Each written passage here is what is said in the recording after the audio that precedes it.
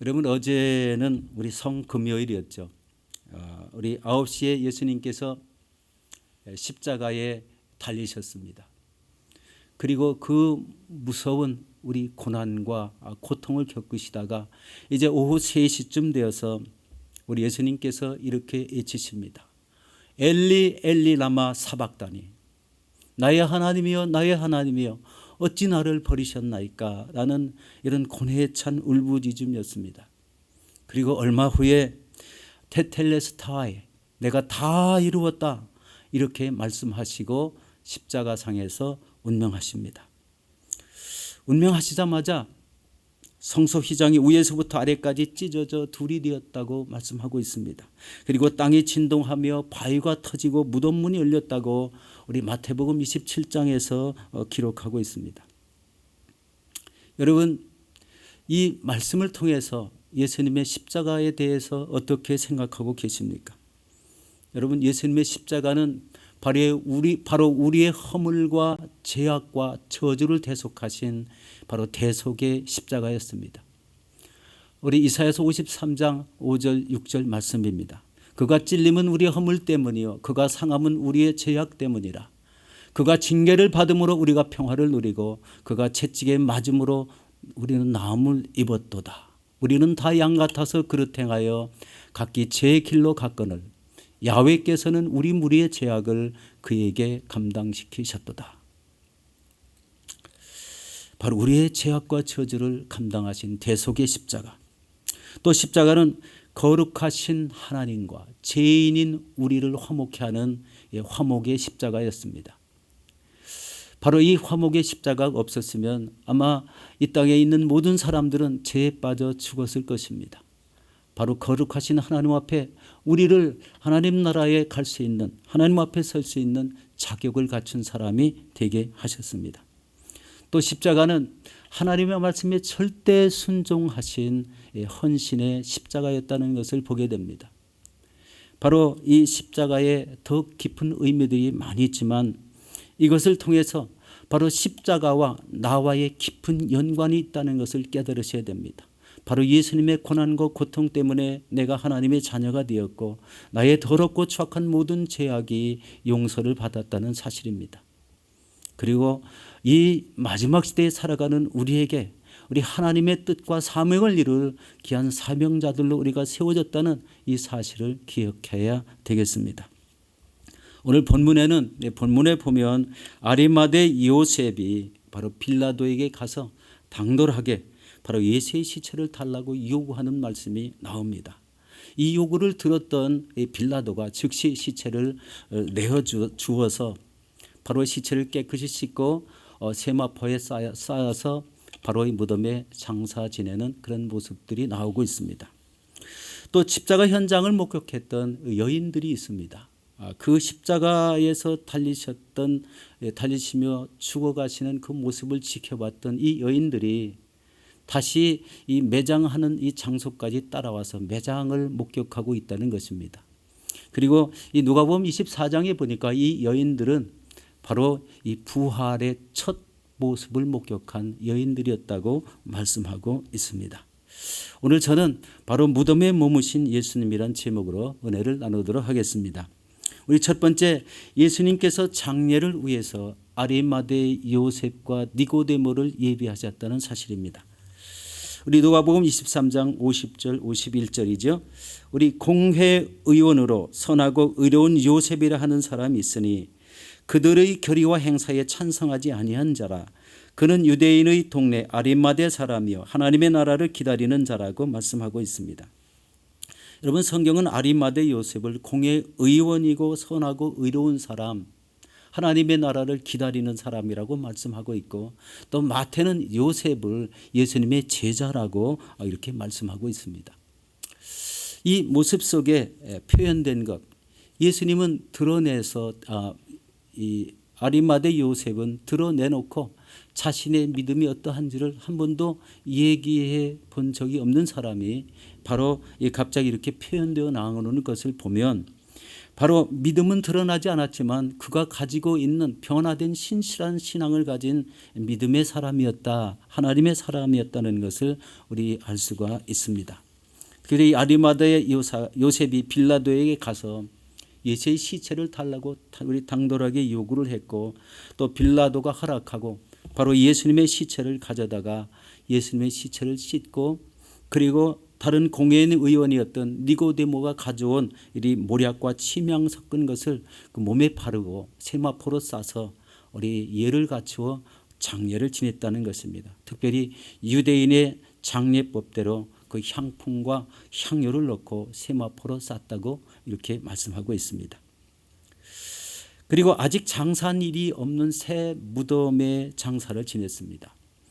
마태는 이 무덤을 요셉의 새 무덤이라고 이렇게 표현했습니다. 어떤 학자는 더 세밀하게 말하는데, 바로 요셉이 팠던 이 무덤은 깊이가, 굴의 깊이가 3m고 폭도 3m 정도 되는 이런 무덤인데, 요셉의 혼자만 묻을 수 있는 무덤이 아니라 우리 요셉 가족의 무덤이었다고 표현하는 이런 학자도 있습니다. 바로 이 새 무덤에 장사했다 하는 것은 예수님에 대한 최고의 공경을 표시하는 예였습니다. 어떤 면에서는 바로 예수님을 우리 모략과 침향 섞은 것을 이렇게 몸에 바르고 우리 하얀 세마포로 우리 시신을 감쌌다는 것은 바로 이 왕의 매장에 해당하는 정중한 이런 예를 갖춘 장례였다는 것을 알 수가 있습니다. 당시 이스라엘에서는 십자가에 처형된 사람들은 바로 도시 남쪽 우리 게헨나라는 이런 노천에 무덤 구덩이에 시체를 던져 처리하는 관습이 있었다고 합니다. 왜냐하면 십자가에 달린 이런 사람들은 그 죄악이 우리 극악무도하다고 그러죠. 나라를 전복하려고 했거나, 그리고 사람을 죽였거나 아주 큰 죄를 범한 사람들에게 우리 치르는 이런 형벌이었기 때문에 그렇습니다. 그런데 이런 이 관습에 따라서 시체를 이렇게 무덤 구덩이에 집어 던졌다면 어떤 일이 예상됩니까? 바로 시체를 바로 이 돌아다니는 이런 맹수들에게 시체가 노출될 그런 위험도 있었다는 것을 알게 됩니다. 여러분, 일에는 우연이 없습니다. 우리 아리마대 요셉 그리고 니고데모가 이 장례에 온 힘을 기울이는 것을 볼 때에 우리 하나님이 이를 위해서 이들이 예비되었다는 사실을 깨닫게 하고 있습니다. 하나님께 예비된 사람들, 여러분, 저와 여러분들은 우리 이 시대에 하나님 앞에 예비된 사람입니까? 그러면 무엇을 위해서 예비되었다고 생각하십니까? 저는 이 시대에 우리가 하나님의 사람으로 세워진 참된 이유는 이 마지막 때의 복음을 전하고 선교하면서 우리 어려운 이웃들을 하나님의 사랑으로 섬기는 그런 모습의 사람들이 되라고 우리 세워진 줄로 믿습니다. 우리 두 번째로 이 예수님의 매장 이야기에서 우리는 몇 가지 살펴볼 것이 있습니다. 그 첫 번째는 바로 예수님이 율법의 규정에 따라 매장되었다는 것입니다. 율법의 규정에 따라 매장되었다는 것은 바로 예수님의 그 죽음이 가지고 있는 부정적인 면을 가리웠다는 겁니다. 아까도 말씀드렸지만 십자가에 달려 죽은 사람들은 바로 극악한 우리 죄를 범한 사람들인데, 바로 이렇게 율법의 규정에 따라서 장례를 치르니까 바로 이 극악무도한 이런 형을 가진 사람들, 그러니까 죄를 진 사람이라는 부정적인 모습들이 가려졌다는 것입니다. 그리고 이렇게 향을 넣고 세마포에 정중히 싸고 새 무덤에 이렇게 넣었다는 것은 누가 봐도 이것은 십자가 형벌과는 관계없이 바로 장례가 치러졌다는 것을 깨닫게 하고 있습니다. 이런 모든 부정적인 면을 가려내는 그런 이유였다는 것을 보게 됩니다. 두 번째는 산헤드린 공회는 바로 예수님의 십자가 죽음을 시종일관 우리 주도했던 기관입니다. 산헤드린 공회와 예수님은 아무 상관이 없는, 서로 용납하지 않은 그런 관계를 가지고 있습니다. 대개 율법학자들이 바로 이 산헤드린 공회원이기 때문에 우리 마태복음 23장에서는 화 있을진저 서기관과 바리새인들이여 바로 이렇게 지정하며 그 잘못된 것을 지적했던 예수님의 그 말씀이 있습니다. 우리 마태복음 23장에는 화 있을진저라는 이 말씀이 7번이나 반복되어 나오고 있습니다. 해칠한 무덤 같다.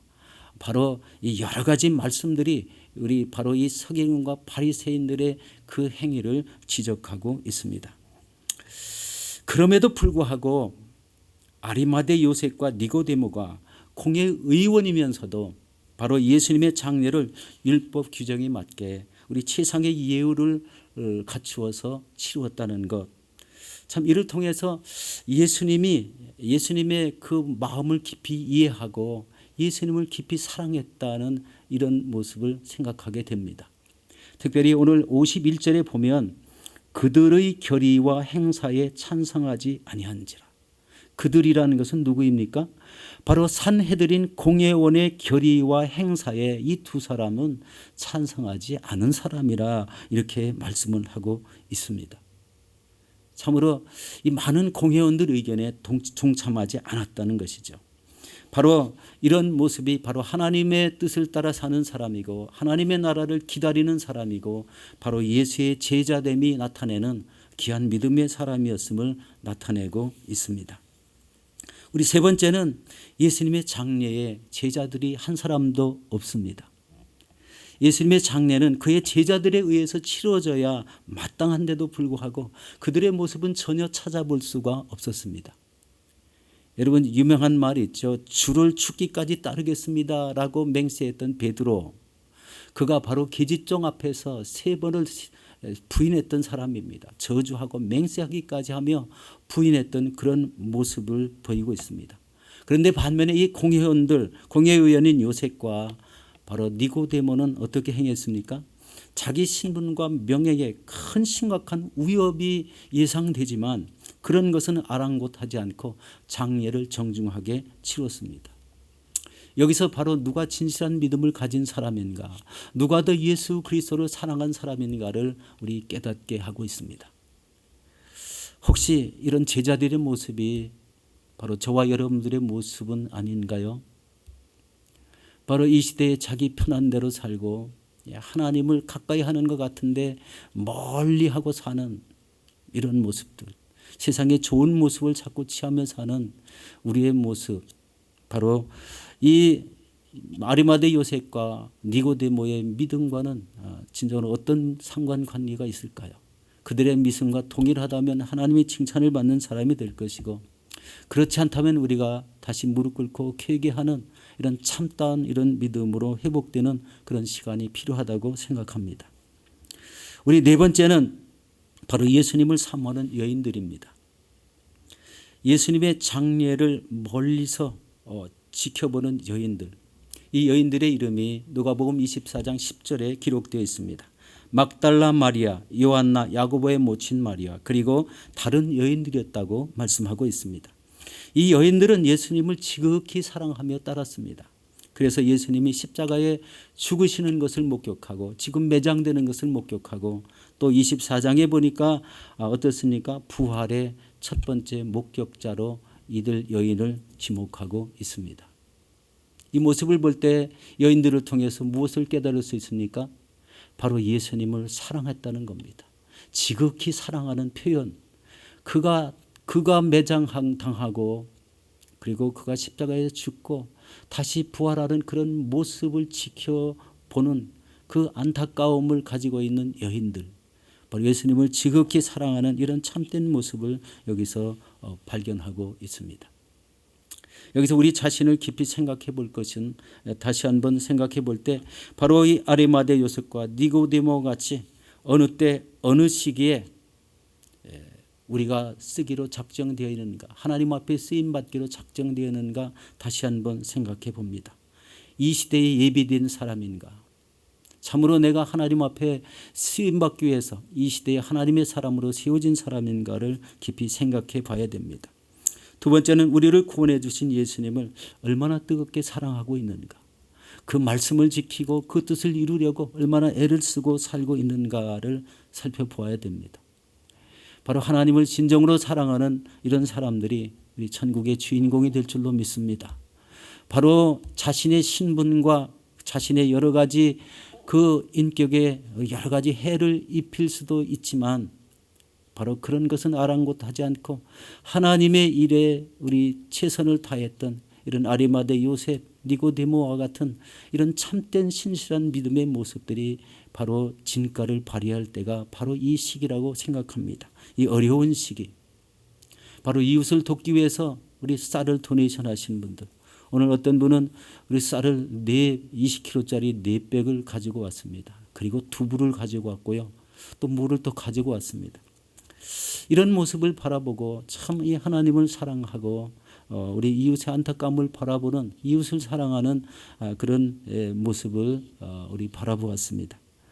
바로 이 중요한 시기, 어려운 시기를 지나지만 이런 하나님의 사랑으로 이웃을 돕고자 하는 이런 참된 모습, 바로 그것이 진정한 하나님의 사람의 모습이 아닌가 우리 확신하기도 합니다. 여러분, 이 시대는 하나님의 말씀과 뜻대로 살아가야만 되는 시대입니다.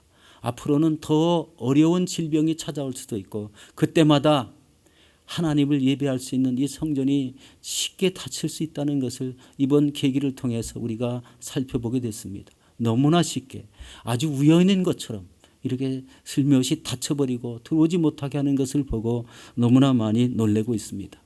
여러분, 이 시대에 바로 무덤에 머물러 계신 예수님을 다시 한번 깊이 생각하고 그리고 내일 아침 이 부활의 새 아침을 맞이하실 때에는 예수님과 함께 우리 깨어 일어나는 놀라운 영광을 맞이하시는 저와 여러분들이 되시기를 예수 이름으로 축원합니다.